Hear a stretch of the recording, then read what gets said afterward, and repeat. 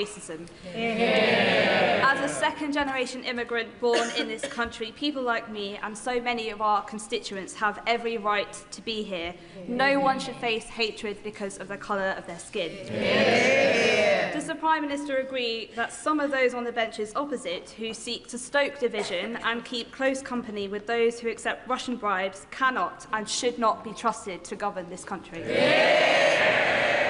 Mr. Speaker, she captures the choice between us as a country. Either we can give in to division or come together as a country and renew our country.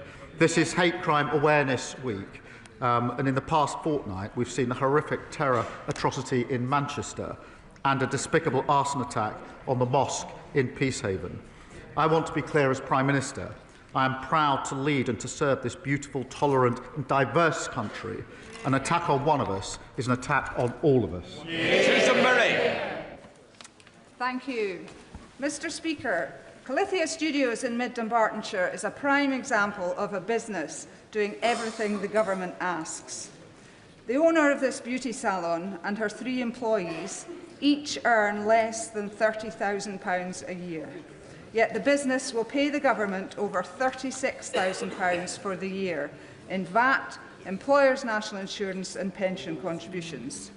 Does the Prime Minister think it's fair the hard-working owner who is providing jobs and training on the high street contributes more to the exchequer than she earns in a year? And does he believe this encourages entrepreneurship, which is important for economic growth and local jobs? Speaker, as you will know, we protected business rates bills from inflation, extended relief at 40% with new permanent lower rates set on and introduced for retail, hospitality and leisure. And as part of our small business plan, we're providing £3 billion so that lenders can offer more loans to small businesses. We're of course introducing the most significant package on late payments, a real issue for small businesses, and reforms that are bigger than anything in the last 25 years. Whitby. Thank you, Mr. Speaker. Can the Prime Minister update the House on the government's elections bill? And does he agree that in light of recent court cases and the conviction of Reform's former leader in Wales, that no party whose leaders take Russian bribes can be trusted to defend our democracy? Mr. Speaker, Labour is introducing an elections bill to protect our democracy from foreign interference. But look at Reform. The member for Clacton and his deputy worked alongside someone who took money to spread Putin's propaganda. Whatever their denials, they have serious questions to answer about what they knew. But that is the choice. Kremlin cronies sowing division or Labour patriots working for national renewal.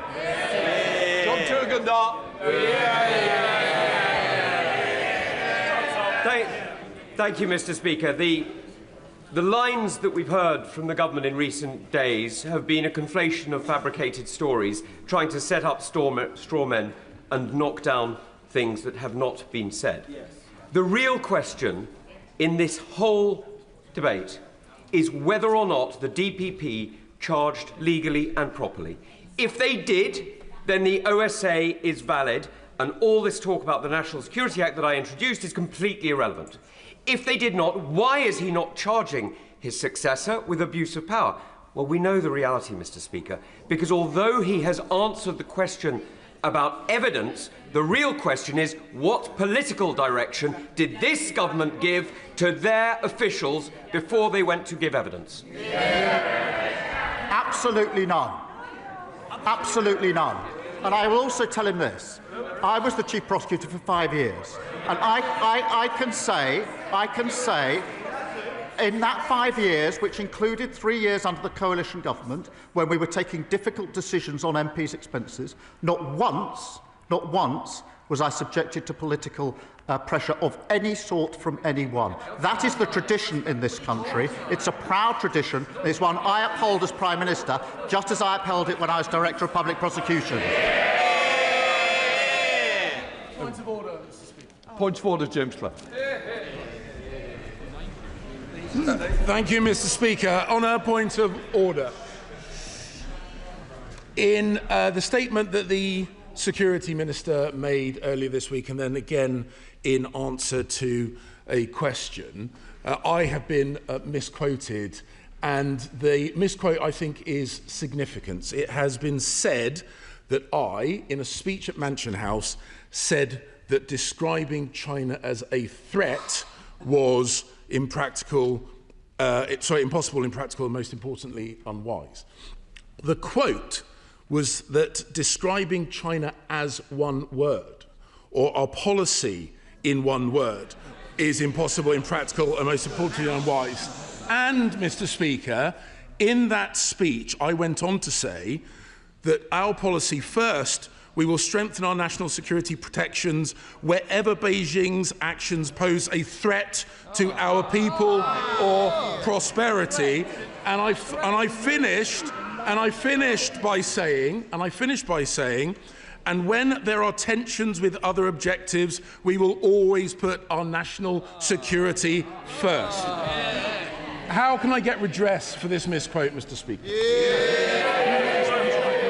you want to come back? No. What I want to say is, look, you put it on the record.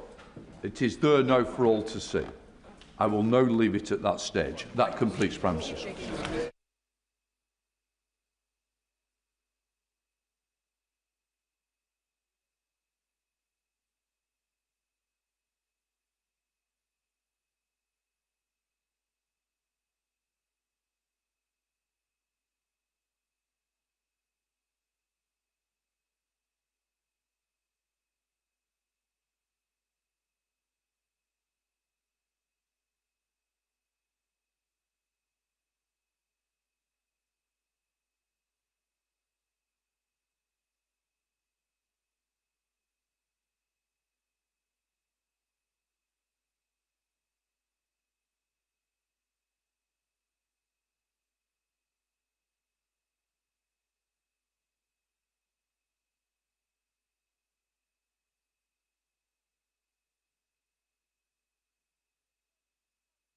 Out the chamber swiftly. We have an urgent question shortly. Ed Morello.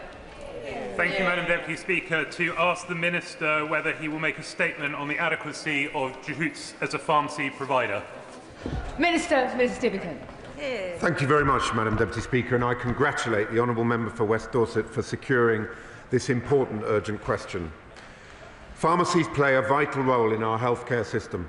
They are at the heart of our high streets and the cornerstone of communities up and down the country.